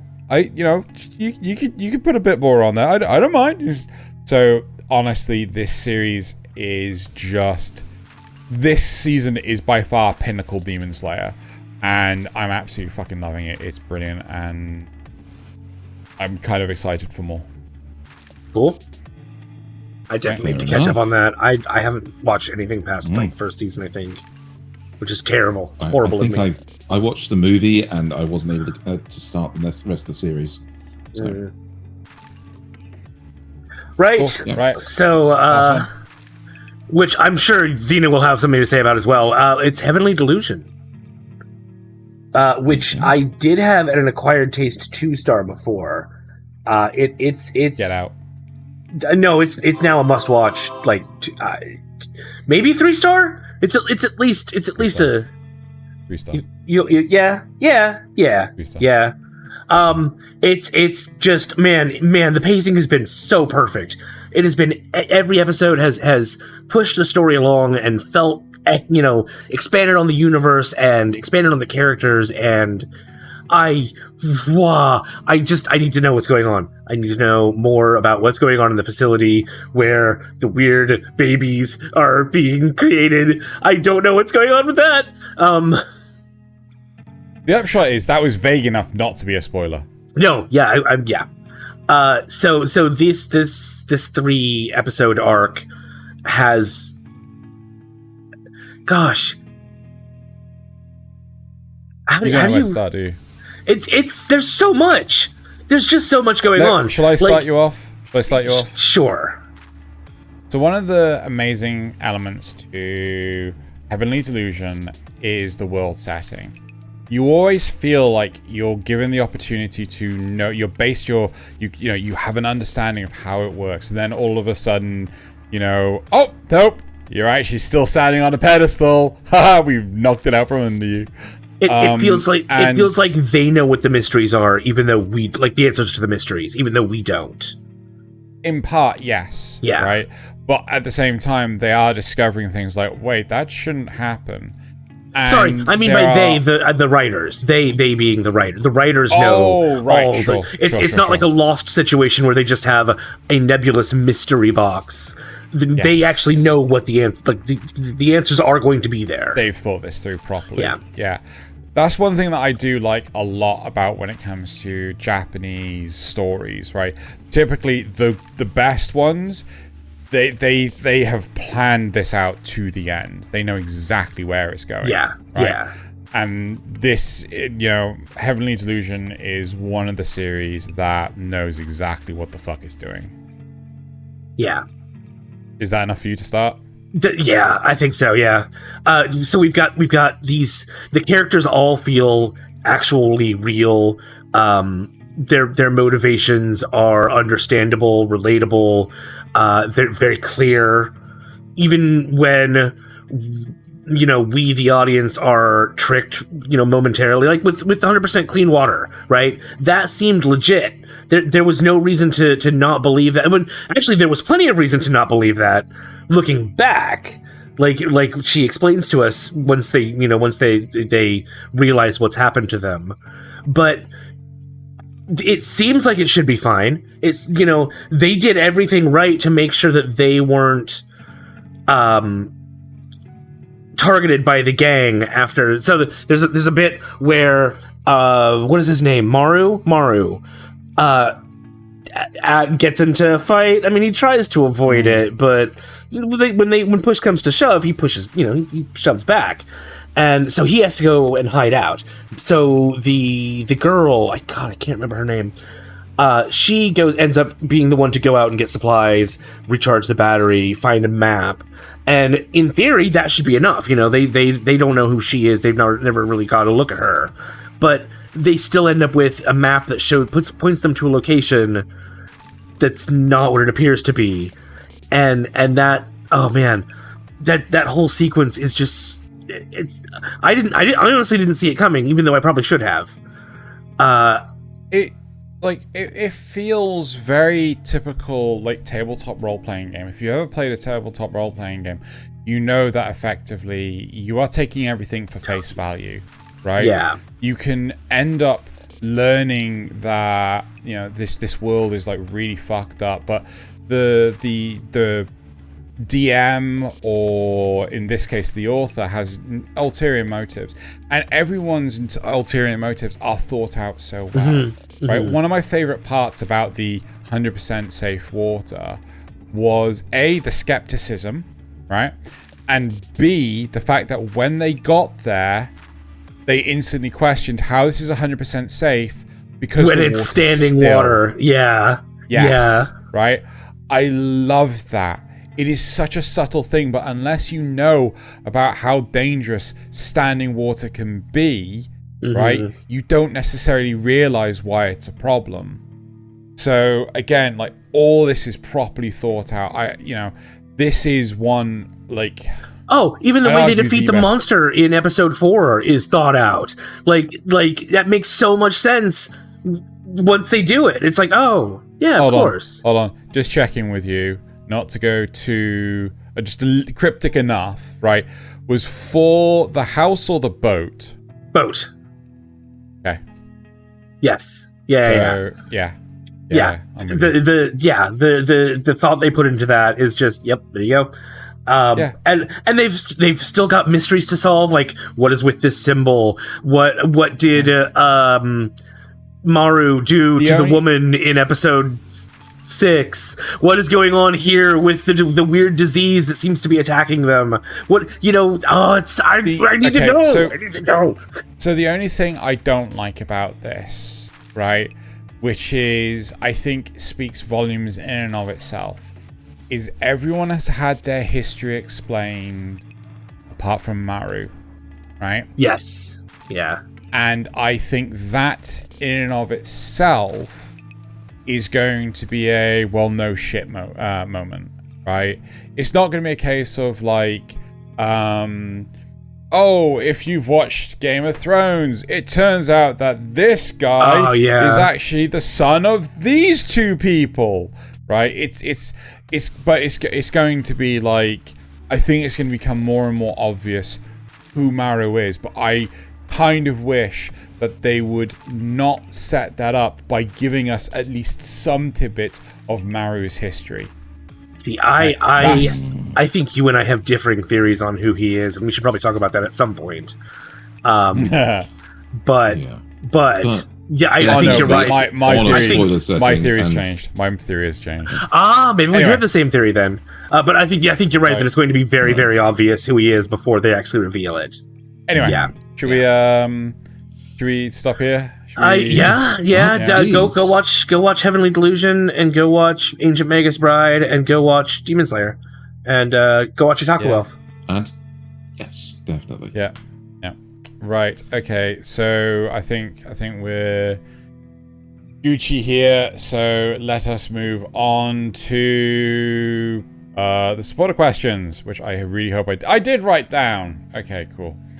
So Zrugel asks, before we start the supporter questions, I just want to thank everyone for listening to our podcast so far. We really appreciate all the likes and comments everyone leaves on these episodes. So please, gently but firmly tap that thumbs up button. Also, please join the Discord. Please let us know what you think of this episode. Did you agree with our suggestions? Did you think we were talking utter trite? Did you wish that someone didn't spoil something? Which I think we've been pretty on point for this time. I hope so. Yeah. Right. So Zrugel asks, what's the closest anime you can think of to Game of Thrones? Ranking of Kings. Yeah, I was gonna say I haven't watched it, but I know Xeno's like really has done it in the past. I've made that comparison so many times. Right, Ranking of Kings. Fucking Game of Thrones wishes it was fucking Ranking of Kings. Bastard, right? Heavy metal, dark fantasy. What is wrong with you? I'm surprised you didn't say Berserk. No, God no. Berserk's way better than Game of Thrones. Yeah. But, I mean, all anime is better than Game of Thrones. I mean, that's, Game of Thrones wishes it was Berserk. That's true. Yeah. That is true. Unfortunately, that is it. Yeah, that's it for the supporter questions. I even had extra days to put in one to annoy Xeno, but you didn't. But yeah, if you want to put in supporter questions, just it's just $1. Is it? Yeah, I think it's just $1. That's all it takes to. I need to get the the YouTube supporters. I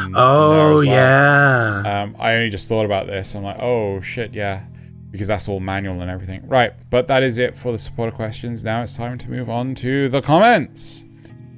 So, first, from the Kanpai news of last week, Zrugel, in response to our discussion on code rot in relation to the Pokemon app, says, I just ran into a problem today where it would have been easier to start over than to do to fix old code. But he did not elaborate. No, seriously, I see this all the bloody time. This is why a lot of the systems I build are entirely bespoke. So, yes, it takes me longer to write it, but the upshot is it's not going to suffer code rot. But seriously, Chad Zrugel there enters the comments section, states his familiarity with the situation, refuses to elaborate, leaves. Yes.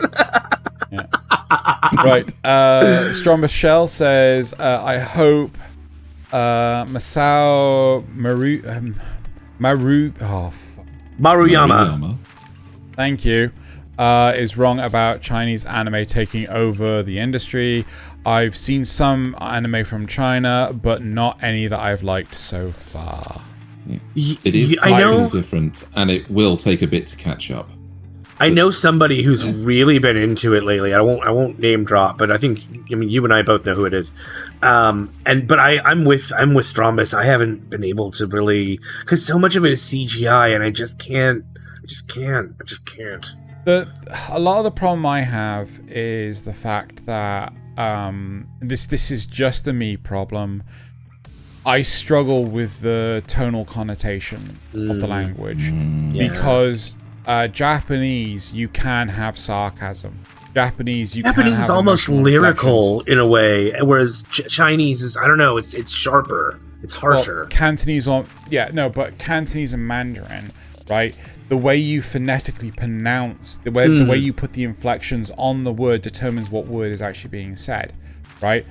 And as a result, it makes it so much harder to gauge the emotional tone of what is being said, right? So a lot is lost in translation. That's also fair. And I struggle with it massively. Yeah. You know, like, KONOSUBA is one of the best anime out there to truly see sarcasm in anime form. Yeah. Right? In Japanese, right? It's just dripping with it. Yeah, but with a lot of I'm fine to give anything a go, but I would rather have something with a Japanese or English dub to it than watch it in Mandarin or Cantonese. I struggle with it so badly. That's fair. Right. Not really. I mean, it's just, I should just try harder. But anyway, so going on to the cast's comments from last week. Drugel says, in response to Spec Ops Oscar, lol, a magic girl of a karambit. I might pick the show up. Might. I don't usually like magical girl shows. You will like this if you don't like magical girl shows. I really don't like magical girl shows. I fucking hate Maho Shoujo Madoka Magica. I really, truly hate it. I love this. It's so good. I've been reading the manga. It's really good. Yeah. Also during an aside where we were talking about ridiculous power level scales. Oh yeah, I remember that movie that Thaylien mentioned.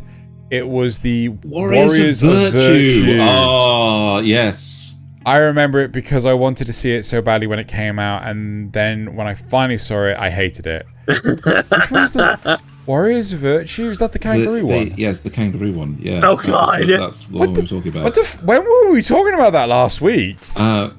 It was during the Dragon Ball Z stuff, where they got the whole thing of Tao versus Dao wrong. Yeah. So an entire movie where they use the word Tao instead of Dao. And it was that thing of completely misunderstanding the source material and making what was last week's episode? Finding the good in the bad, or finding shows that did it better, or yeah. All right. Mm-hmm. Right. Zrugul also says, I remember hearing that it took 24 hours to render one frame. Yep. For Final Fantasy. Yep. That is true. It was crazy. It also took if I remember correctly, there was a farm of PlayStation 3s that were all wired together, so rigged together to actually render. Like that. Yeah. They were all running like Linux distributions and things. It was hilarious. I can't think of any shows that I hate that had good parts. I watched 91 Days recently, hated it. I say the willingness to show gore and get to the point of revenge plot could be a good part. Maybe. Why do I write so much? Because I need to prove I'm not just using the timestamp to skip to me. Now, if I was smart, I would have actually put Strombus' comment before Zrugel's, so we could go directly then into the memes. But I'm not smart. Right. So, Okay. Strombus Shell says, Nasuth, I drink... drink a took. Nasuth, I drink a took when you were talked over someone, but I lost counter. Cheers. What else I was going to say? Yeah, good old Nasuth. Good old Nasuth. Anyway, so it's time for the memes. All the memes come from Reddit, and you can find extra memes on twitter.com/Kanpai_cast. We put memes up there daily. and let the memes begin. Right. Excellent. Right, my first one. If I had a gun with 2 bullets, and I was in a room with a useless goddess, a crimson demon that obsessed with explosions, and a meat shield, I would shoot myself once, and again if the useless goddess revives me. Yeah.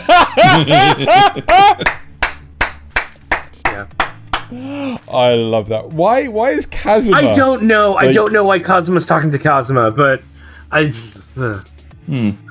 Kind of feel like that should have been someone else. I'm fairly sure the meme is something like, I'd shoot him, and then if he didn't die, I'd shoot him again. Or something like that. Yeah. Anyway, Oh god, no. That's so Denji. That's so Denji. I've seen that. I have seen that. I felt so bad for the guy when I saw that. I hope he didn't hurt himself. But damn, it's so Denji. When Truck-kun finally gets you, but you don't get reincarnated and just go on to the afterlife. Years of academy training wasted. Oh, fucking brilliant. How people in Florida raise their pet alligator. How weebs raise their pet alligator. Yep. Prepare for another video. Oh, no, wait. Oh, sorry. The video is number 6. Every legend has a weakness. Samson, his hair. Achilles, his heel. Me. Well, it's actually Xeno. Red-haired anime girls. Yep. Okay, so I'm looking at Elsa, Chisei. I think there's Chisei twice. I don't know who the one on the far right is, but I can see a Rias. Yes, I don't know Rias. who the one between Rias and Elsa is. I'm not an expert. I don't know. Where's Shana? There needs to be a Shana. So moving on. Hold on, sir. I'm receiving an emergency transmission from our northern base. They're attacking! There are too many! We have to evacuate! Who is attacking?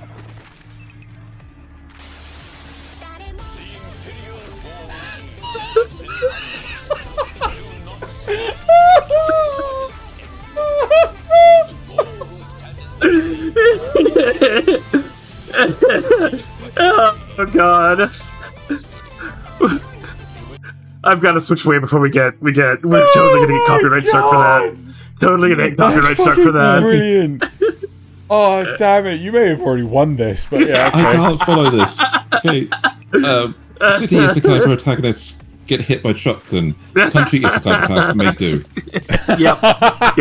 Yep. That's true. That's very true. Oh, brilliant.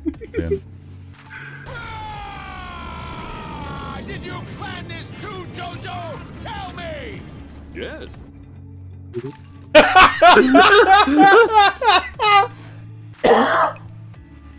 Oh, that's brilliant. Oh dear. The Northern Lights, the Aurora Borealis. You guys always act like you're a better love interest for Belle than me. Literally everyone else. Yeah. I love how Zorro's in there for some reason. Well- Probably because he's lost. Yes. But yeah. Brilliant. Water, Oh god. earth, fire, air. Long ago, Copyright strike. nations lived together in harmony.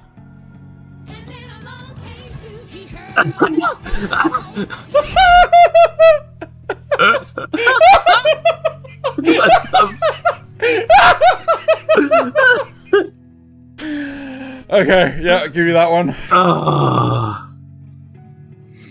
Predicting what the enemy will say next. Predicting what the enemy will say next. Recording a video, anticipating those replies, and broadcasting it to them while you sneak up from behind. Does he actually do that? Does he actually do that? I wouldn't be surprised if he does. Like, fucking That's the Lelouch, right? Yeah, okay, yeah. Yeah, Lelouch from Code Geass. Oh, dear. Love breathing, second form. I love you, but as a friend. Oh, Shit, have we got It's the the most- same... Do we have the it's same the most- one? I don't know if It's the we got most the same one. devastating. It's the most devastating technique. yeah. Yeah. All you need is like Tanjiro in bed, devastated after that. Lol. Just Taco Bell ding, or whatever it is. Oh, Every yep. masterpiece has a cheap copy. Right. I've seen this variation so many times. Yeah, but it's true though. Never pause in anime. Yep. It's so true. It's so true. So true. Right. this is brilliant, but I like this. You've got ReZero and Is this Gate. Gate? Yeah, Gate is so good. that's Gate. Gate This is so is good. this is me. Okay, I'm sorry. It is. Yeah. Season 2 of ReZero is great, and I can't wait for Season 3. But Gate's brilliant. I want more Gate. I do. Yeah. Anyway. Yeah, unfortunately we have the same one. Oh no. His had a different had a watermark in the corner though. Yeah, no, it's like a different upload from a different location. It happens. Next. A good book can change your life. Got Berserk. It's an Berserk. Yeah. Yeah. Right. And then my last one. This is my last one. Pokemon fans, stop catering to furries. Pokemon lore. Humans were once married to Pokemon. Yup. And Isn't there that guy that claims his mum's a Vaporeon or something like that now? You know what? I don't want to know. The Vaporeon is. I'm not going down that. Stop that it. Rabbit hole. Yeah, I know the answer to that. Vaporeon's the most huggable There you go. Pokemon in terms of human compatibility. Right. So that's it for this week's episode. Next week, Nasuth fucks up his other eye. Sorry, that was too funny. I had to read it out, right? Anyway, so thank you all for watching / listening, and now it's time to bottoms up and Kanpai. I genuinely ran out of drink. I got no drink left.